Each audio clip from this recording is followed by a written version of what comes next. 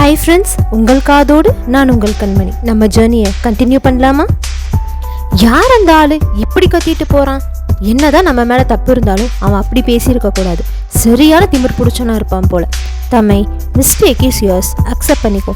நீ தான் நான்சியோட எஃபெக்ட்ஸ் கொஞ்சம் கூடி பார்க்காம எல்லாத்தையுமே உடைச்சிட்ட அப்படின்னு அவன் மைண்ட் வாய்ஸ் பேசிச்சு.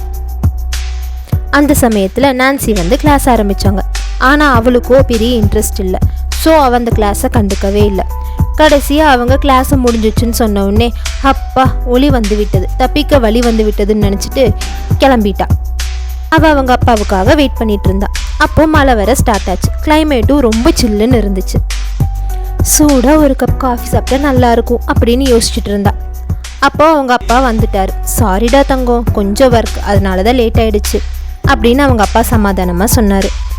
பத்தாதைக்கு மழை வேற வந்துருச்சு அப்படின்னு சொன்னார். பரவாயில்லப்பா, வாங்க போகலாம் அப்படின்னு அவள் சொன்னான். அவளோட பேக்கை அவங்க அப்பா தூக்கிட்டு அவளையும் இன்னொரு கையில் பிடிச்சிட்டு அவளை கூட்டிகிட்டு போனார். ஒரு அரை மணி நேரம் ட்ராவலுக்கு அப்புறம் 2 பேர் வீடு வந்து சேர்ந்தாங்க. அப்புறமா டின்னர் முடிச்சுட்டு அவங்க அப்பாவோட உதவியோட அவள் ரூமுக்கு போனான்.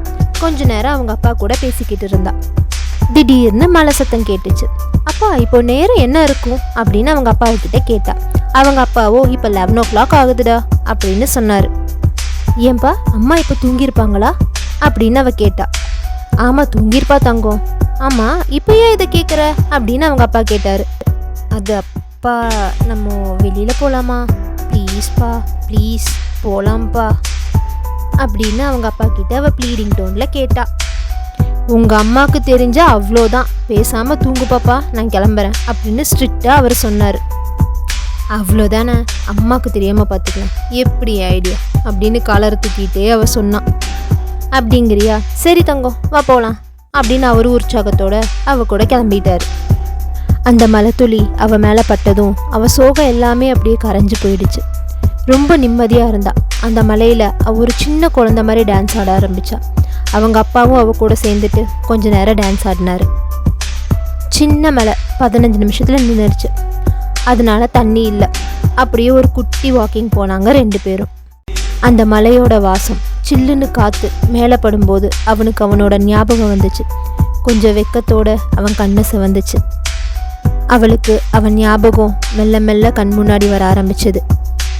அவனை எப்பெல்லாம் நான் க்ளோஸாக பார்க்குறனோ அப்பெல்லாம் மழை வரும். அது என்னமோ தெரியல, எங்களுக்கும் மலைக்கும் அப்படியே ஒரு கனெக்ஷன் அப்படின்னு அவன் நினச்சா. அந்த மலையில் அவன் நனைஞ்ச விதம் ரொம்ப வசீகரமாக இருந்துச்சு. அவன் மெஸ்ஸியான அந்த ஹேர் அவனோட நெத்தியில் அப்படியே ஒட்டிக்கிட்டு இருக்கும். அவனோட அழகை சொல்ல வார்த்தைகளே இல்லை. நிறைய வர்ணிக்கலாம். அவன் அப்படி ஒரு அழகு. அப்படியே அவனை நான் வெச்ச கண்ணு வாங்காமல் பார்ப்பேன். ஆனால் அவன் கண்டுக்கவே மாட்டான். ஆனால் இப்போது என்னால் அவனை பார்க்க முடியாதுன்னு நினைக்கும்போது ரொம்பவுமே கஷ்டமாக இருக்குது அப்படின்னு தம்மை நினச்சிக்கிட்டே இருந்தா. பாஸ்டில் நடந்த சிச்சுவேஷன்ஸ் எல்லாம் எப்போவோ மறைஞ்சிருச்சுன்னு அவள் உணர்ந்தப்போ ஒரு புன்னகை அவள் முகத்தில் க்ராஸ் பண்ணிச்சு. சேம் டைம் ஒரு கண்ணீர் துளி அவள் கண்ணிலிருந்து உருண்டு கீழே விழுந்துச்சு. அவள் கண்கள் கலங்கி இருந்துச்சு.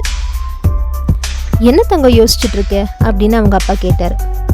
அவள் சும்மா தலையை மட்டும் அசைச்சிட்டு இல்லைப்பா அப்படின்னு சொல்லிட்டா. சரிடாம்மா, வீட்டுக்கு போகலாமா அப்படின்னு அவங்க அப்பா கேட்டார். சரிப்பா போகலாம் அப்படின்னு அவளும் சொன்னான். வீட்டுக்கு வந்ததும் அவங்க அம்மா அவங்கள கோவத்தோடு பார்க்க இவங்களுக்கு ஒரே பதட்டமாக போச்சு. இவ்வளோ நேரம் 2 பேரும் எங்கே சுற்றிட்டு வரீங்க? என்ன கோலை இது, இப்படி வந்திருக்கீங்க அப்படின்னு தாளே கொஞ்சம் கடுமையாகவே கேட்டாங்க. அவங்க 2 பேரும் தலை குனிஞ்சுக்கிட்டே சிரிச்சுட்டு எப்படியோ சமாளிச்சுட்டு ரூமுக்கு போய் படுத்து தூங்கிட்டாங்க. இந்த பக்கம் சிச்சுவேஷன்ஸ் இந்த மாதிரி நடக்க, அந்த பக்கம் நம்ம அரவிந்தனும் நைட்டு 10:30 மணிக்கு எதையோ எதிர்பார்த்து காத்திருந்தான். அந்த எதிர்பார்ப்பில் அவன் இதயம் வேகமாக துடிச்சிட்டு இருந்துச்சு. 1 வருஷம் கழிச்சு அவன் உயிர் காதலிய, அவனோட உயிரை அவன் பார்க்க போகிறான். அதுக்காகவே அவன் இதயம் வேகமாக துடிச்சிட்டு இருந்துச்சு. அவள் தான் மாஸ்டர் படிக்க யூகேக்கு போனான். அவளை பார்க்குற அந்த சின்ன சின்ன நிமிஷங்களும் அவன் இதயத்துக்குள்ள வெக்கத்தோடும் நெஞ்சடைப்போடும் கலந்து இருந்துச்சு. ஒவ்வொரு நிமிஷமும் அவனுக்கு ஒவ்வொரு வருஷம் மாதிரி இருந்துச்சு. அவளோட வருகைக்காக ஒவ்வொரு க்ஷணமும் அவன் வெயிட் பண்ணிட்டு இருந்தான். கிட்டத்தட்ட 2 மணி நேரமாக அவளை பார்க்க அவன் ஏர்போர்ட்டில் வெயிட் பண்ணிட்டு இருந்தான்.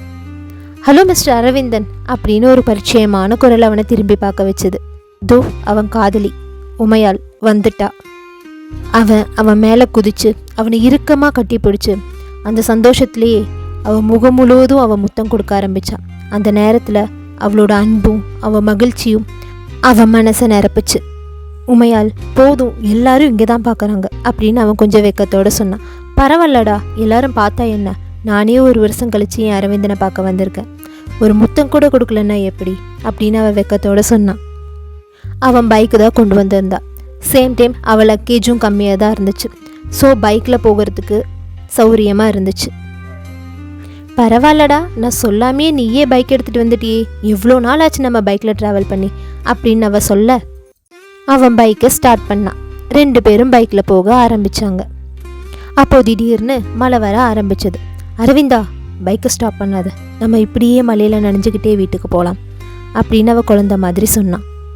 சரிம்மா அப்படின்னு அவனும் சிரிச்சுக்கிட்டே பைக் ஓட்டிக்கிட்டே இருந்தான். அப்படியே அவங்க மலையில் நனைஞ்சிக்கிட்டே வீட்டுக்கு வந்தும் சேர்ந்தாங்க. அவங்க முழுசும் நனைஞ்சு வீட்டுக்கு வந்தாங்க. அவளுடைய ட்ரெஸ் அவள் உடம்போடு ஒட்டி இருந்துச்சு. அவள் அரவிந்தனை பார்த்தா, அரவிந்தன் உமையால பார்த்தான். அவங்களுக்குள்ள ஒரு காதல் மயக்கம் தூண்டுச்சு. வீட்டுக்குள்ளே வந்த உடனே அவங்க ஆசையோடு முத்தமிட்டுக்கிட்டாங்க. பல மாசமாக இருந்த அந்த காத்திருப்பு அந்த முத்தத்தில் தெரிஞ்சது. அவளை இன்னும் இறுக்கமாக கட்டி பிடிச்சான் அரவிந்தன். அவள் ஒரு மெல்லிய சத்தத்தோட மெதுவாக மூச்சு விட்டா. அவங்க 2 பேரும் வேறு ஏதோ ஒரு உலகத்தில் இருந்த மாதிரி ரொம்ப நேரம் இருந்தாங்க. அந்த தருணத்தை ரொம்ப நேரம் அனுபவிச்சாங்க. அந்த முத்தத்துக்கு அப்புறம் அவங்களோட ஐப்ரோஸ், அவங்களோட நெற்றி ஒன்னோடு ஒன்று ஒட்டி இருந்தது. ஐ லவ் யூடா அப்படின்னு அவ சொல்ல, ஐ லவ் யூ உமையால் அப்படின்னு அரவிந்தனும் சொன்னான். அப்படியே வெக்கப்பட்டுக்கிட்டாங்க. அந்த வெக்கம் அவங்க உறவுக்கு ஒரு இனிமையை சேர்த்துச்சு. அந்த தருணத்தில் எல்லா தூரமும் பிரிவும் மறந்தது. மகிழ்ச்சி அவங்கள சூழ்ந்தது. இதயம் நிறைஞ்ச நிம்மதியோடு அவங்க நின்னாங்க. நான் உன்னை ரொம்ப மிஸ் பண்ணுறேன்டி அப்படின்னு சொல்லிட்டு மீண்டும் அவளை உணர்ச்சியோடு அணைச்சான். முத்தமிட்டான் அரவிந்தன். இந்த முத்தத்துக்கு அப்புறம் அவனை இறுக்கமாக கட்டி பிடிச்சு அவள் கண்களில் கண்ணீர் வந்தது.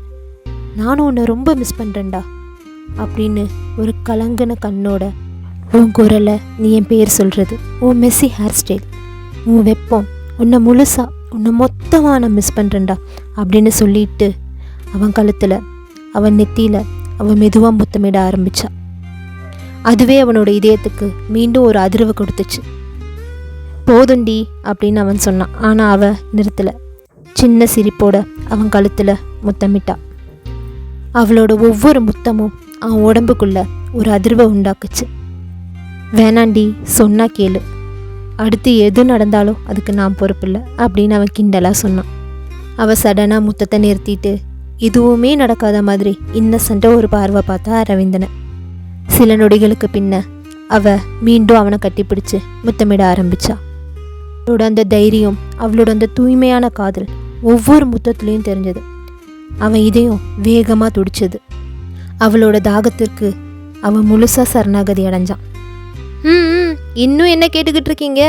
இதுக்கு மேலெல்லாம் போக முடியாது, அவ்வளோதான். அவங்கள டிஸ்டர்ப் பண்ணாமல் அடுத்த சாப்டருக்கு நம்ம போயிடலாமா? Have a sip of coffee. This is Coffee Break Stories. Signing off, your Kanmani.